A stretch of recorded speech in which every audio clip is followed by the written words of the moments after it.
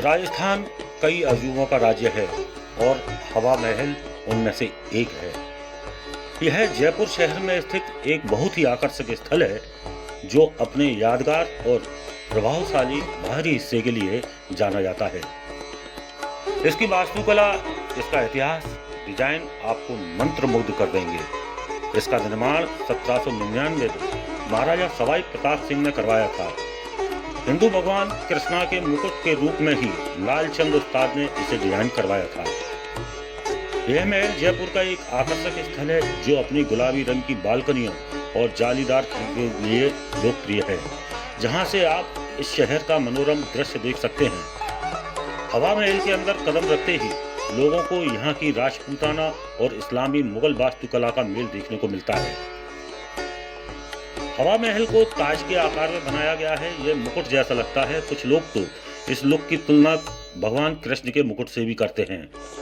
इसका संबंध कृष्ण के मुकुट से इसलिए है क्योंकि सवाई प्रताप सिंह को भगवान कृष्ण का बहुत बड़ा भक्त माना जाता था। यह महल दुनिया की सबसे ऊंची इमारत है। पिरामिड के आकार के कारण यह स्मारक सीधा खड़ा है। यह 5 मंजिला इमारत है, लेकिन ठोस नींव की कमी के कारण यह घुमावदार और 87 डिग्री के कोण पर झुकी हुई है। इसके अलावा इसका विशिष्ट गुलाबी रंग, जो प्राकृतिक बलुआ पत्थर की वजह से है, जयपुर को इसका उपनाम यानी गुलाबी शहर इसी की वजह से मिला है।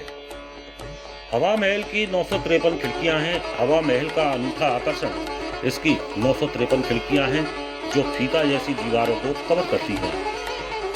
हवा महल को विशेष रूप से राजपूत सदस्यों और खासकर महिलाओं के लिए बनवाया गया था, ताकि शाही महिलाएं नीचे की गली में हो रहे रोजाना के नाटक नृत्य को देख सकें। साथ ही खिड़की से शहर का खूबसूरत नज़ारा भी। हवा महल भारत में राजपूत वास्तुकला के सर्वोत्तम उदाहरणों में से एक है। इसकी वास्तुकला, एक बार जब आप हवा महल में कदम रखेंगे तो आपको अंदर इस्लामी, मुगल और हिंदू राजपूत वास्तुकला का मिश्रण दिखाई देगा।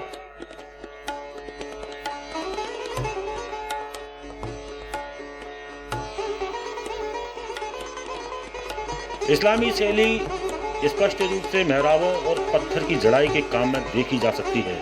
राजपूत शैली को बांसुरी वाले खंभों, छतरियों और अन्य पुष्प पैटर्न के रूप में देखा जा सकता है।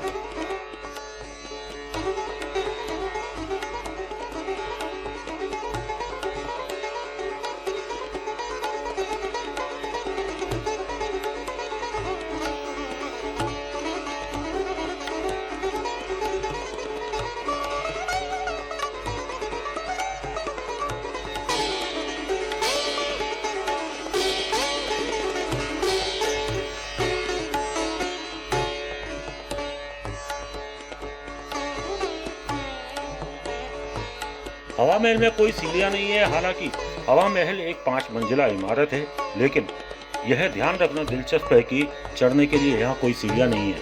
हालांकि आप रैंप के जरिए हर एक मंजिल तक पहुँच सकते हैं। सामने कोई प्रवेश द्वार भी नहीं है। हवा महल को सिटी पैलेस के एक हिस्से के रूप में बनाया गया था, इसलिए बाहर से कोई प्रवेश द्वार नहीं है। आपको सिटी पैलेस की तरफ से ही प्रवेश करना होगा। हवा महल गर्मियों में भी ठंडा रहता है। भले ही गर्मियों में जयपुर का तापमान बहुत अधिक बढ़ जाता है, फिर भी यह महल गर्मियों में उतना गर्म नहीं होता।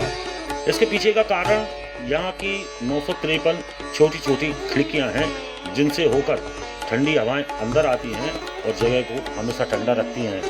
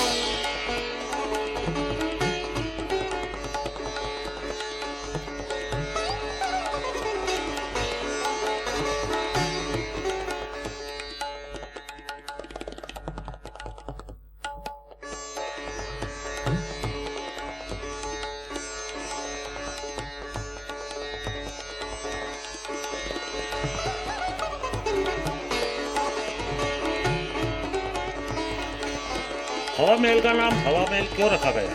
इससे भी जुड़ा एक रोचक तथ्य ये है कि इतिहास में ऐसा उल्लेख है कि हवा महल का नाम यहाँ की 5वीं मंजिल के नाम पर रखा गया है, क्योंकि 5वीं मंजिल को हवा मंदिर के नाम से जाना जाता है, इसलिए इसका नाम हवा महल रखा गया है। साथ ही महल के अंदर 3 छोटे मंदिर भी मौजूद हैं, गोवर्धन कृष्ण मंदिर, प्रकाश मंदिर और हवा मंदिर। पहले लोग गोवर्धन कृष्ण मंदिर में भगवान कृष्ण के दर्शन के लिए आते थे, लेकिन अब इसे बंद कर दिया गया है।